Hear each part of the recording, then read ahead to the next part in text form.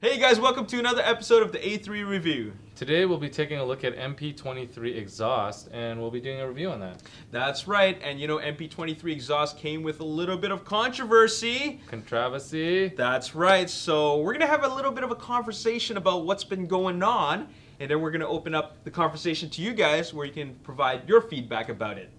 So, my name is Alex. I'm Boris. And you're watching the A3 Review.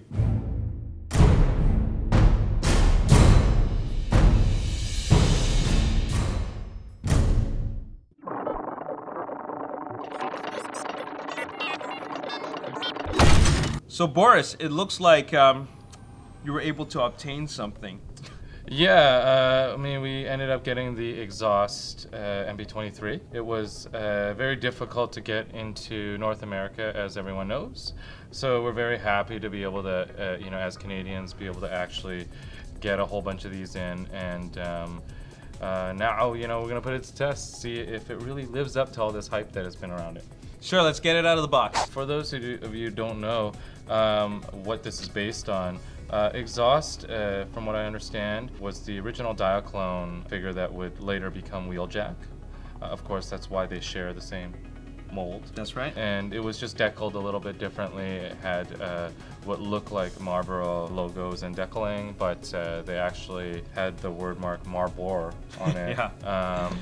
As not to infringe on copyright, but I'll talk about that a little bit later. You know, apparently there's not much you can do to get away from infringing on Marlboro copyrights. Yeah, and you know this character as well, right? Yeah. He actually appeared in a couple of issues of the Dreamwave comics from this series called The War Within.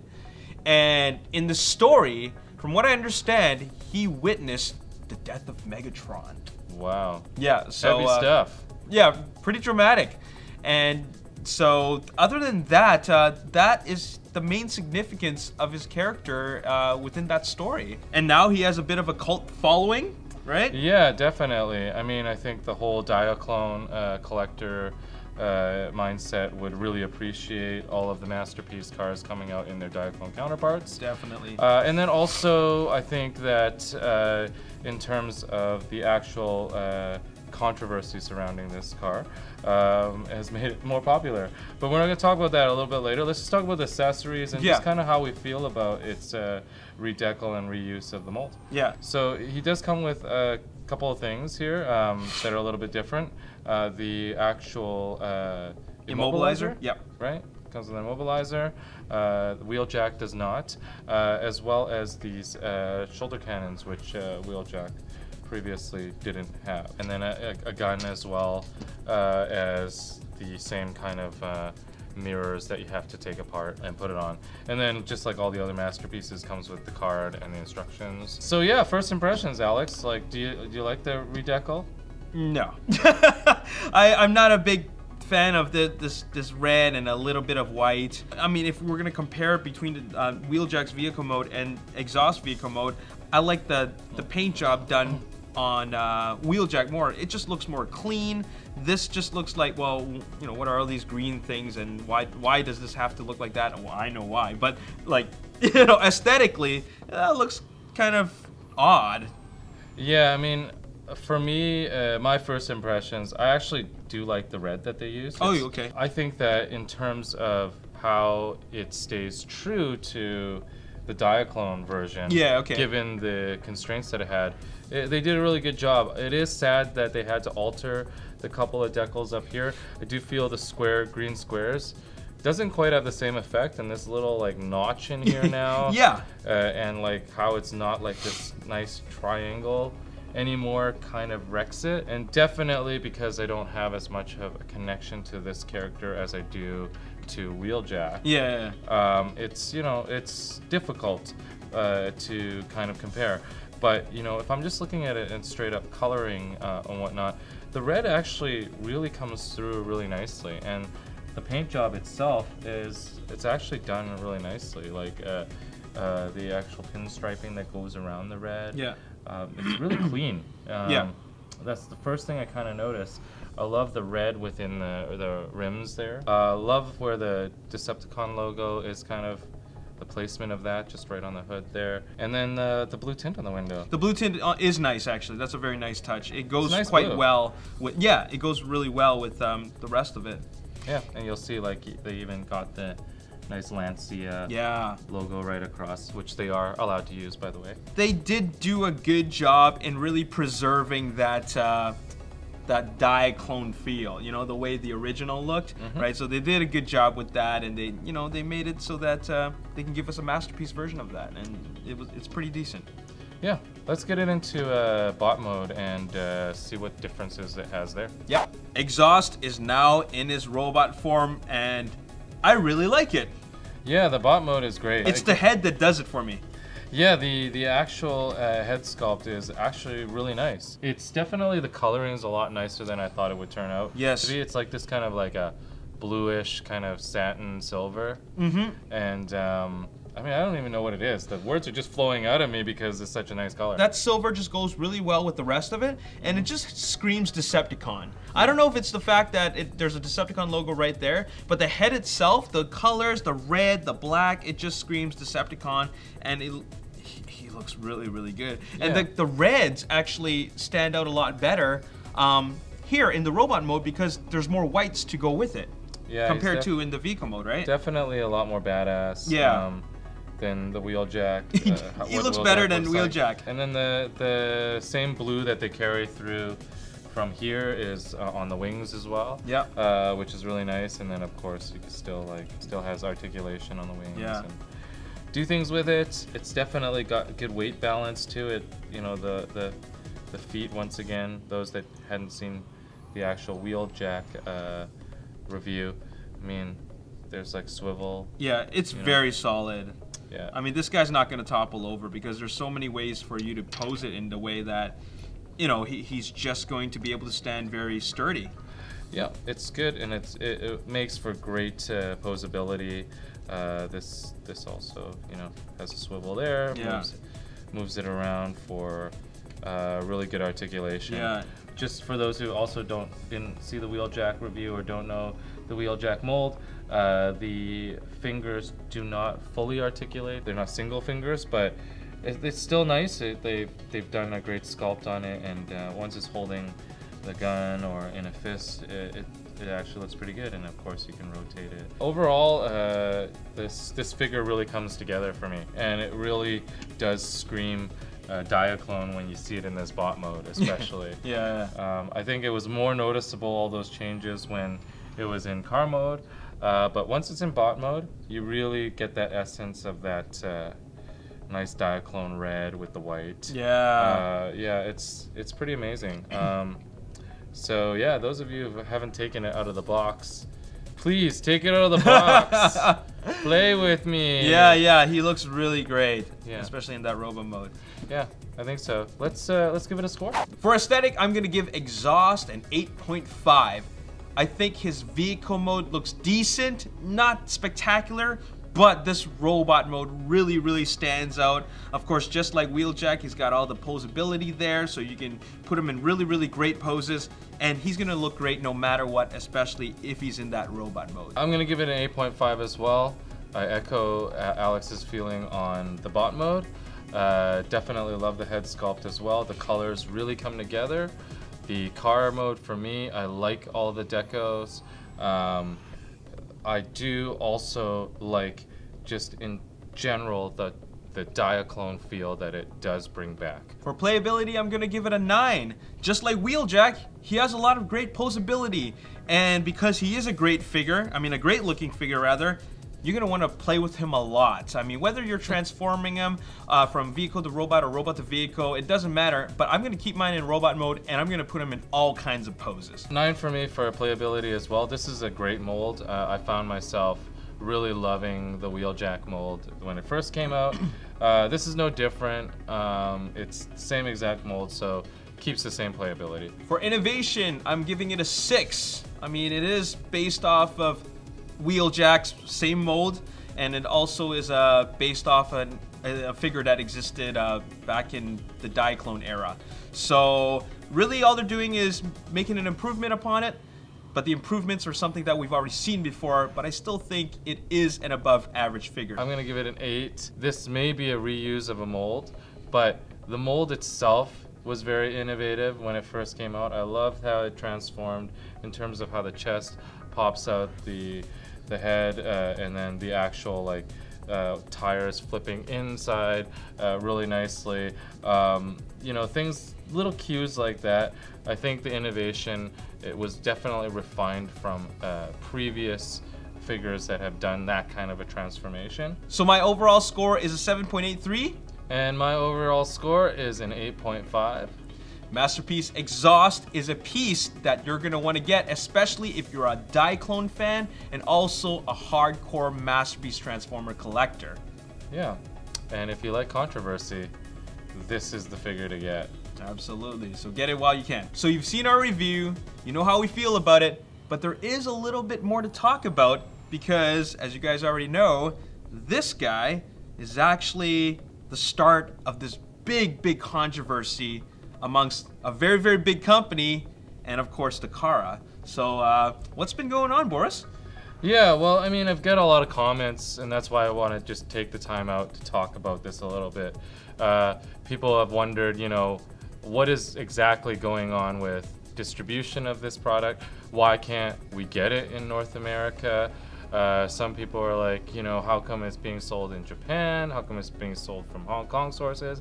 And even at that, you see there's a very short supply of them. And usually when you see it, it's on eBay.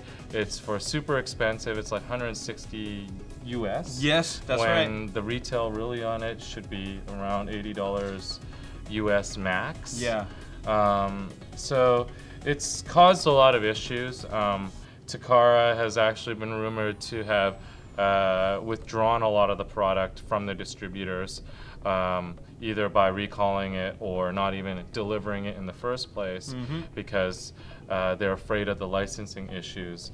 And they've even changed the decaling to some extent. Yeah. And so the whole thing started around the Marlboro license. So that's right. All of you out there know what the Marlboro tobacco cigarettes products look like. They bear a very distinctive logo with the red, almost ribbon-like triangle. Yeah, that's right. And it's a very simple looking logo. It's white and red, and then it's essentially like a ribbon. It's like something that you would get at, you know, track meet when you were a kid. That's right. Yeah. Which is the funny part, because, you know, when I thought about it, I thought about how vigorously they chased after people on this logo infringement. I mean, if I slap a ribbon, you know, as a kid, I slap a ribbon on my white T-shirt at a track meet, and then take a photo,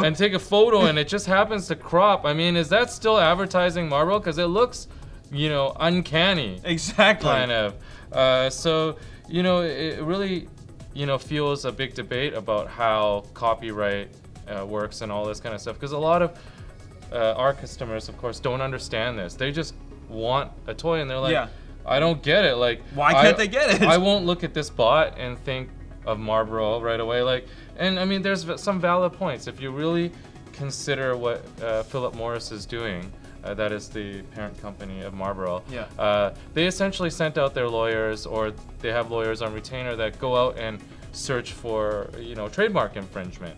And they actually served a lot of bigger companies in the US. They even came after us at A3U Canada, telling us to cease and desist.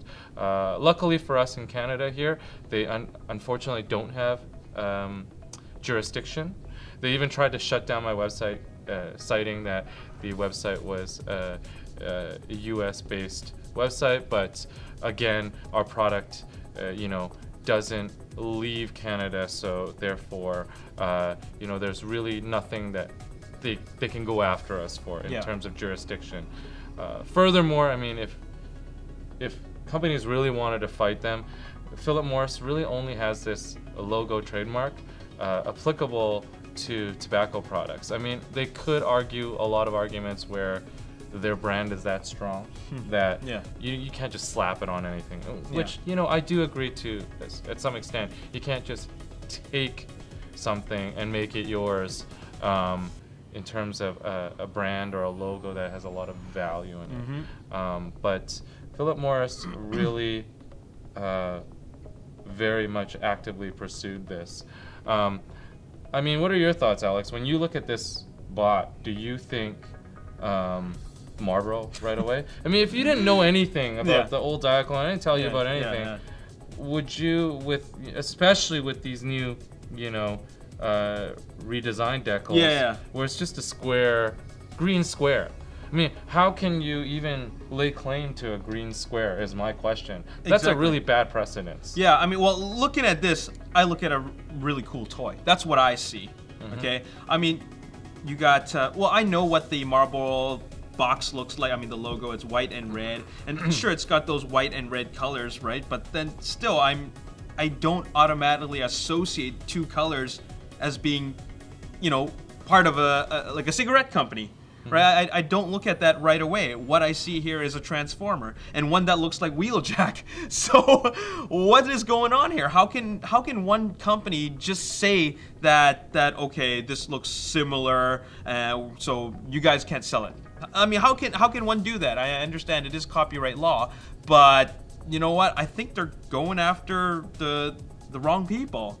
Yeah, and you know, I think this whole thing has gotten a little bit silly because silly is the right word. Now it's driven up the cost of this product. Not all fans can now get a hold of it at a good price. All for what? Now, to just play the devil's advocate, you know, I obviously have to give some context to this. You know, what Philip Morris has done is not unlike a lot of companies that try to protect their trademarks, their logos.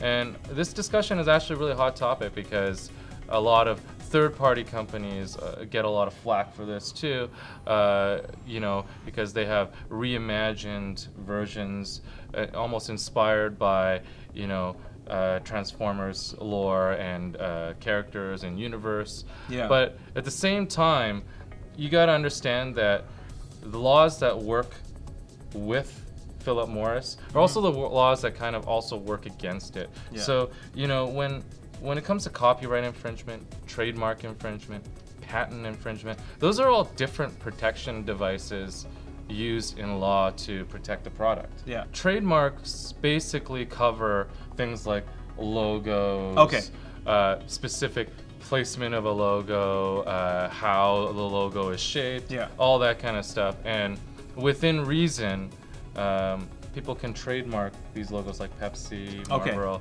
whatever. They can trademark those logos so that you can't really even come too close to it because you're stealing the value that they have put in the brand. And you got to consider, this is why I'm talking about context, someone like Philip Morris is like, I think they're in the top 10 most recognized brands in the world. I see. So in terms of a law, when you are actually protecting a trademark, to not protect your trademark is actually a bad thing in terms of the eyes of the law. You have to vigorously protect your trademark. So in essence, like, they're kind of caught up in this whole loophole too. Do we protect our trademark? Do we not? And that's kind of what they're trying to do. But at the same time, you know, Takara has shown obviously good faith in changing the logo, so why are we still having these problems? Like in car mode, and I mean, we had some shots of that, you could tell it's very much changed the shape of that. It's altered it quite a bit. Yeah, and like these are turned into green squares. It doesn't bear the actual word mark of Marlboro. So you can't really say they've done anything. And to say this is Marlboro Red, Marlboro Green, that's also an issue because in order to patent a color or anything like that, it actually has to be a very specific formula. Patents work towards, and actually colors can fall under trademark, my bad. But patents, you know, are a different thing too, and that's something that kind of signifies the protection of a recipe or some sort of a formula that's very specific. So, you know, how they make Coca-Cola, for example, there's a specific recipe that, I mean, could be patented. I don't know if it is. There's process that could be patented. those are things that are covered under patent. So you can see how the law breaks up all these different things. Yeah. Copyright is something done on inception. Yeah.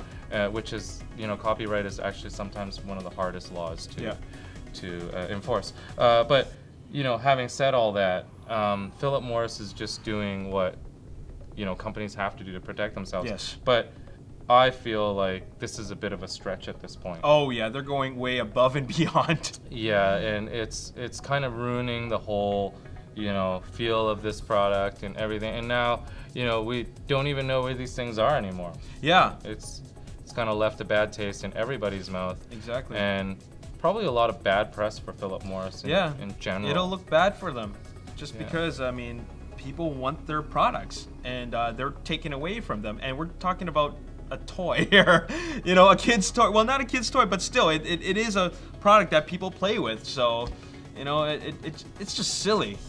And how do you feel about it as, an argument for a liability case where kids would look at this and think, oh wow, there's a, you know what? This is a Marlboro pack. There's always two points of view, right? And I understand the argument. I understand what Philip Morris is trying to do. But you think it's advertising to kids? I don't really think so. I don't see that really at all.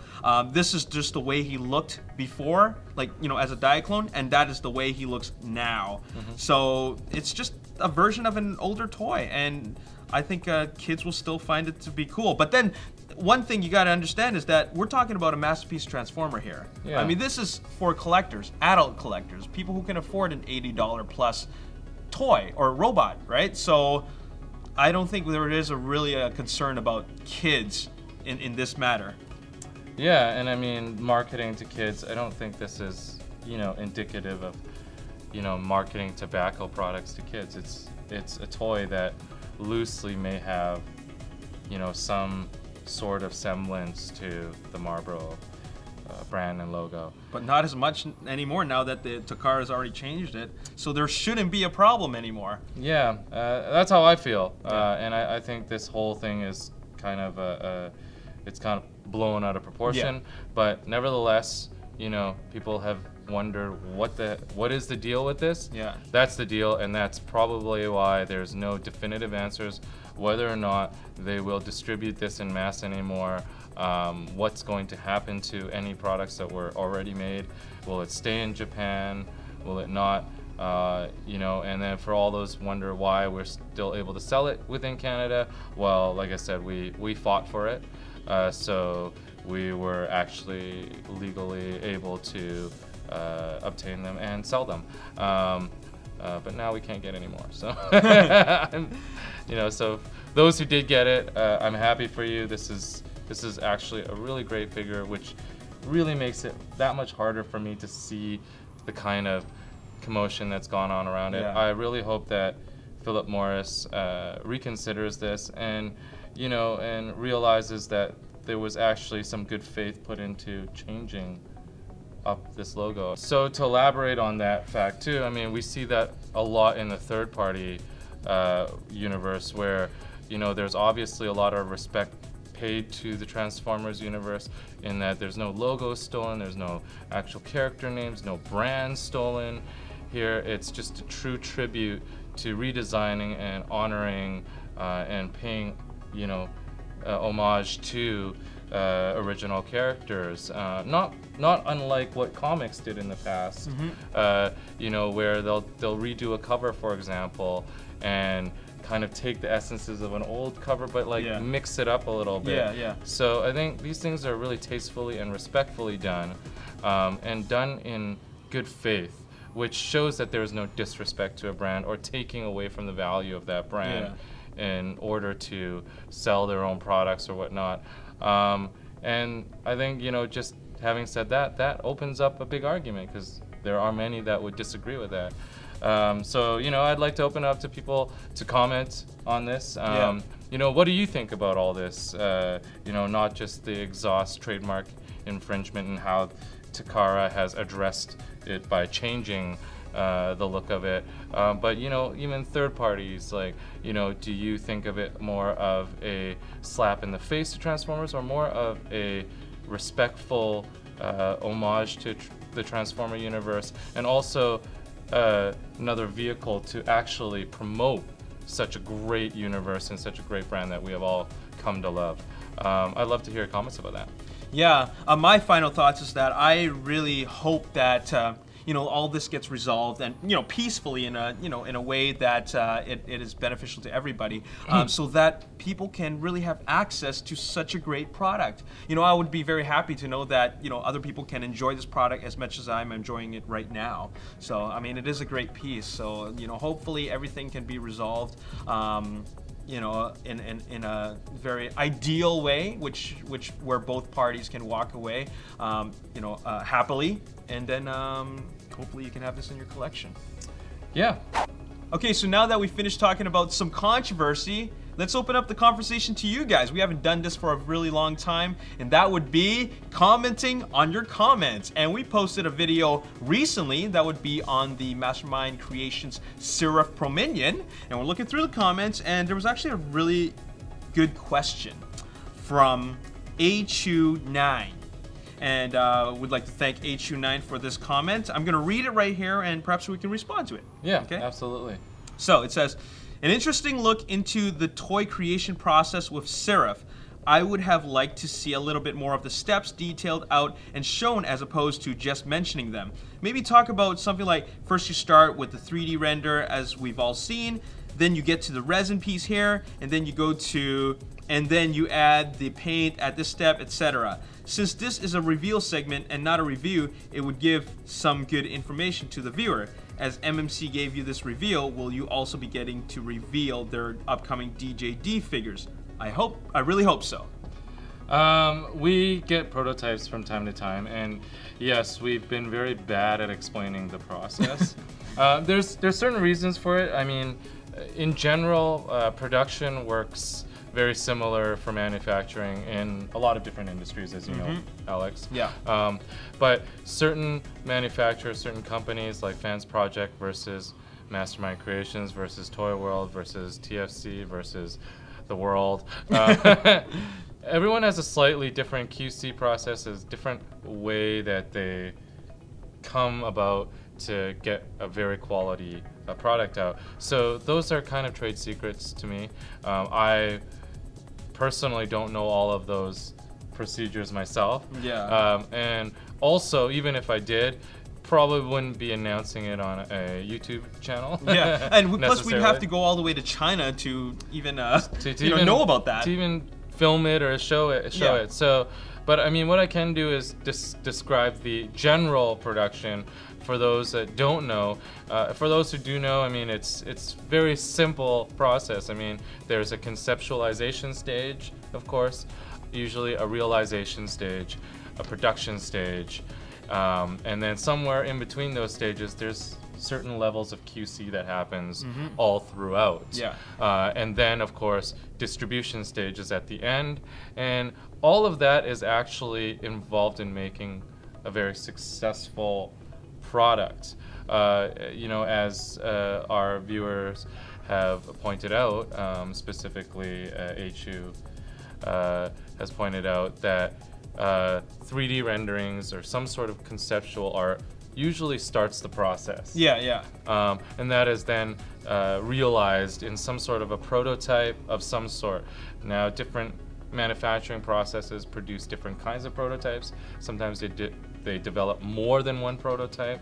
I mean, even when you look at digital development for apps or for websites, there's that kind of process too, realizing something. It always comes to an alpha, then a beta stage for testing, and then it's a live, rolled out, full-featured program or app. No different with physical manufacturing processes. There's a realization stage, and there could be many prototypes. What we showed on last episode is one of many prototypes that do come out within that realization stage. That prototype stage does various things. It lets you fix certain kind of QC issues, fix certain kind of design concepts that either just don't work or you kind of think it could be improved on. Then there typically is maybe a more evolved kind of prototype, which we we had last time. Yeah. And in this industry, they're kind of called test shots. And Yeah. test shots are very close to the final product, but need some kinks worked out, and the QC on that stage usually does happen quite vigorously. And then having said that, after it's produced, sometimes QC issues are still caught. Yep. Costly, but it is caught. So then, you know, fixes do have to come out for it, hot fixes. In some cases, in the third-party world, we all know how this works. They make you buy the next figure, and Second edition. They stuff the part that fixes the first thing Yeah. in another product that you have to buy. Yeah. You know, I mean, there's a lot of schemes that go down, but you know, it's generally that's kind of the process. And then distribution, I mean, at a distribution level, it's like everything else. You know, there's always a wholesaler, there's always a retailer, and during all of these processes, you know, to get a third-party product in your hands is actually a very involved process. That's why I'm really glad that the comment was brought up. Yeah. Because, you know, we look on the forums, we see a lot of people complaining sometimes. Sometimes even our own consumers come in here and they're like, oh, this sucks or this part sucks. But they don't realize that it's actually such a difficult thing to make anything Yeah. that is out there. Yeah. Whether you think it's crap or not, whether you think the color was just not right, you don't understand the amount of work that goes into actually making just a crappy version of that. So it takes a lot of expertise, it takes a lot of creativity, it takes a lot of hard work, sleepless nights, dedication, coordination with distributors. It's an amazingly difficult process. And one that, you know, it's A lot of really, people don't really understand. it's very easy to knock it, right? Yeah. But put yourself in those shoes and you start realizing that it is almost an impossible feat sometimes for the average person that doesn't have the know-how to even fathom how something like this happens. Yeah. So a lot of due respect to all the third-party companies out there, you know, including, you know, we like to bash Hasbro. You know, they've definitely got things down to a system. They know how to milk it and make the money off, you know, half-baked kind of concepts. And we like to poke fun at it, but there's also a huge process and huge bureaucracy that goes on within those camps as well, and a lot of hard work that goes into actually designing these things, even if they don't come out quite right. So, you know, on one hand, we are aficionados, so we need to critique likewise. We need to be critics, but at the same time, there are points where we just have to just kind of stand here and be in awe of what's happened here in this whole industry and realize that a lot of respect is due. And as consumers, as fans, sometimes it's really easy to get caught up in how wrong something is without thinking about all the rights that have been done to make this happen. Oh yeah, absolutely. I mean, being involved with the A3U team here, I've learned so much about you know, these third-party companies, and there is so much involved. I've even seen even some of the people who are part of those companies get involved in the forums, you know, and actually take in feedback and then respond to every single comment. And I just find that, wow, this is a lot of involvement to get that feedback from the fans when typically some companies would just make whatever they want. So there's so much involved, and I have a lot of appreciation for that, especially when you're interacting with the people who are going to spend money on your product. So I really, really feel that you know, some things we take for granted a little bit too much, but you know what, you gotta look at it from their point of view as well. So yeah, and you know, to kind of close it off, you know, a little pat on the back to all the retailers. yeah. You know, all the small retailers, I'm not just talking about myself, how much work it takes to import, bring in all these products and get it out to the fans. Yeah. So, you know, really support your local stores. Yeah. Support, you know, your online stores that are, you know, close by, that are doing a great job of doing this, you know, doing justice to this community and distributing all the things that the fans want. Yeah. You know, it's taken a great leap Yeah. to have all this happen. Yep. So yeah, I mean, that's all I have to say about that. Thank you for the comment. I wanted to really talk about how great this creative process is from start to finish. And speaking of comments, maybe some of you guys can help let us know what conventions you're excited about, because we know it's convention season coming up. That is correct. Me and Alex are gonna be, you're gonna be at BotCon? I'm not going to be at BotCon, unfortunately, but I will be at TFCon, which is Okay. really exciting for me because it will be my very first TFCon. Yeah, Toronto. Yep. Peter Cullen's showing up for that one. And that's why I'm going. So yeah, I'm super excited about it. I actually have to work the floor, so I can't unfortunately do what you're doing. But you know, just to be in that atmosphere and everything, it's gonna be great for me. Yeah. So yeah, definitely BotCon. You guys gotta check that out. That's in June. Just go to botcon.com, of course, Yes. for all the details, tickets, and all that kind of stuff. TFCon is in Toronto in July, and that's tfcon.ca. They are also doing an American show in Charlotte, North Carolina. That's right. Which is great, and that's in October. Go to tfcon.com to find out about that. And for those of you who are local, we also have Retro and Relevant show that's up and coming. We also have the Ultimate Toy Fair in Victoria that's happening in the beginning of May. So lots of really, really cool conventions coming up. Tell us what your favorites are and let us know why. Yep, that's right. Use the comment section below and we'd love to see more of your comments. So thanks a lot, and we'll talk to you again some more. And that's our episode for today. We hope you enjoyed it. And once again, we appreciate all the comments that you give to us on the comments section, whether it's a general comment, or you want to ask us a question, or you want to just give us some feedback about how we're doing. Let us know. Make sure you write a comment, because me and Boris, we both read through your comments and we love responding to them, just like we did on this episode. And we want to keep on continuing to do that. So let's open up the conversation, use the comment section, and we will get back to you. All right? We are here for you. That's right. And of course, make sure you check out next episode, because we always got some cool stuff going on here, and we'd love to show it to you. Yeah, we always got cool stuff, cool things, cool robot type stuff, and it's gonna be really exciting. Anyways, once again, as always, if you enjoyed this video, hit the like button, subscribe to the YouTube channel, like us on Facebook, Ages 3 and Up, and also follow us on Twitter at Ages 3 and Up. We'll see you next time. See you next time. Later.